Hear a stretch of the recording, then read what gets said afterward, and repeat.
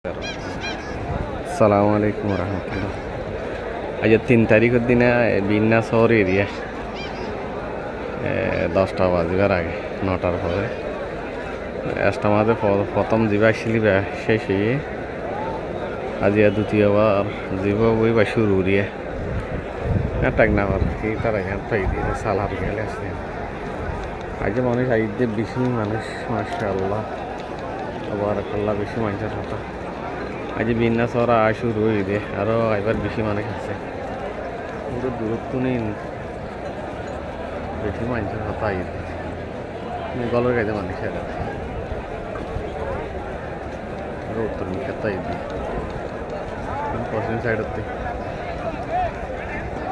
মানুষে মানুষ মাশাআল্লাহ তাই ইয়ান পাকিস্তানি ইয়ান আছে বিদেশি মেহমান কল মানুষ বছরকে দিদি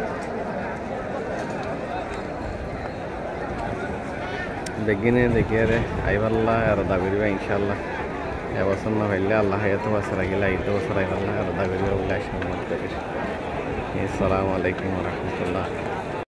जी बदा शुक्रिया वालेकुम अस्सलाम बदा आया मोबाइल बंद करी फेलाइबने साहस नहीं देवा आबार हईम इनशाल्लाह अल्लाह फिरी